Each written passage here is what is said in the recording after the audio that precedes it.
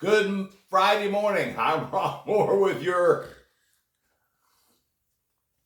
morning cup of motivation. I'm finishing the series today, that is, I'll get my words right here. I'm finishing the series today on boldness. I want to talk about boldness in love. It was way back when that the Fiddler on the Roof, the great musical, many of you will remember that Tevye, the main character, was asking his wife, "Do you love me? Do you love me?" And her answer was something like, "Hey, for 25 years I've cooked your meals, I've washed your clothes, I've had your babies. What's that say to you?" Well, while we all need to hear it from some more than others that we love each other, that we're loved, yet she had the right idea that love is not just something you say or goose pimply feeling, but love is an action. And in fact, our leader, Jesus, said, "Hey, they'll know that you're my kids because you love each other, because you love people. Because of your love, they're going to know that you're my kids because God is," say it with me, love. That's right. God is love. He doesn't have love. He is love.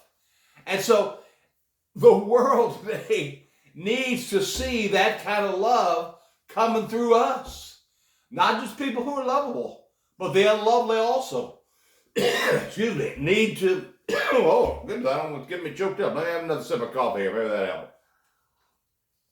The world needs to see that we are his hands, his feet, his mouth, because we love them. But, and I know you say, but you just don't know what they've done to me. Well, love doesn't mean that you let yourself get trampled on, that you're a doormat for anybody. Love doesn't mean that you have to set yourself up at all to be defeated or used and abused. It doesn't mean that.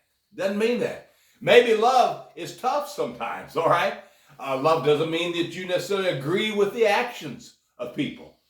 But love simply means that, listen, as God has loved me, I'm going to love you, Because there's sometimes that God, disciplines his children. And there's sometimes that God says no.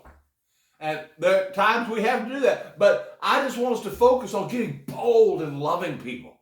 In fact, I've had people say, "Well, I don't know if I'm really born again or not." Well, 1 John, the 3rd chapter, verse 14, tells us. He says, here's how you're going to know if you're really, if you're alive from the dead. Because remember, the Bible doesn't use the term lost. It says you're dead in trespasses and sin.